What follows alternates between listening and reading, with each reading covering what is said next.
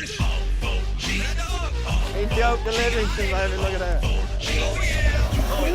Came back to the 5 fish limit and a good one.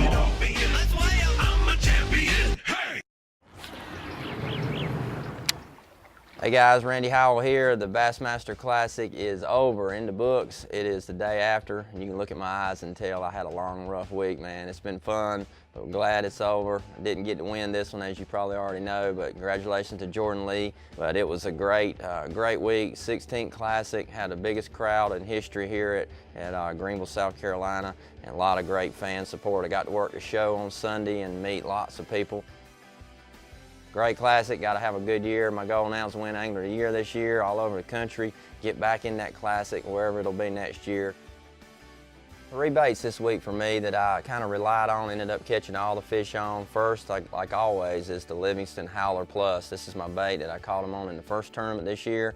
It was a great practice with the crankbait. The water was muddy. Thursday night before we started competition, the water quit running. It dropped a couple inches, so the crankbait bite kind of shut down. But throwing that Howler, Gunners will crawl on the 12-pound Gamma fluorocarbon line, 7-foot medium light Tatula Elite rod, and the Tatula SV bait cast reel, 7.3 retrieve, my same setup that I always crank with. And so this worked for 2 or 3 good fish each day. Still got my biggest fish the first day on it, so the Howler did produce again.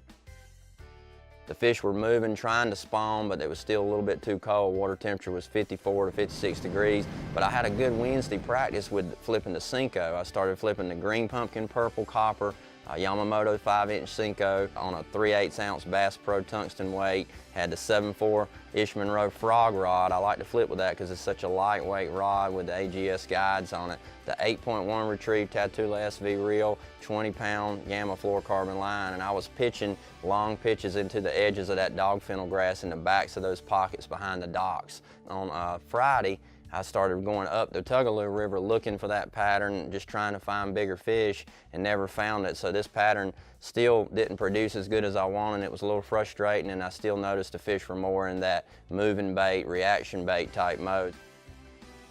I made a skip under a boat dock, and I was skipping a rattleback jig under there some in practice, and they weren't biting it. And the first time I skipped the chatterbait under the dock, I caught a 3-pounder as I was reeling it out. I caught a couple small ones the first day doing it and didn't really clue in on it too good. The key to this skipping and working so good is this specially designed Yamamoto Seiko trailer that's on this bait. This bait is so thick and bulky you can skip it like a flat rock, and I was skipping it way back under the docks, letting it fall and then winding it out slow, and those fish would react to it as it would come out of the shade line.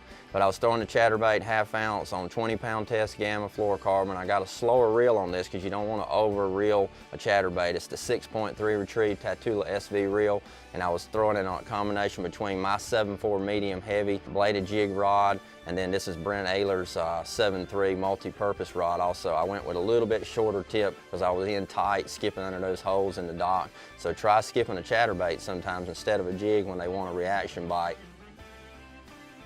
When you fish in tough conditions with changing water levels, temperature levels, and rain and all the things we dealt with, it always makes you a better angler. What I learned here this week is, stay open-minded and stay on the fish. If I was here this next week or two, if you're anywhere in the area, you can come to Lake Hartwell in the month of April. I think April's probably going to be one of the best months they've ever had on this lake because all the flooded dog fennel, the water is 6 and 7 feet deep in this stuff. It's going to be the best spawn they've ever had here this year.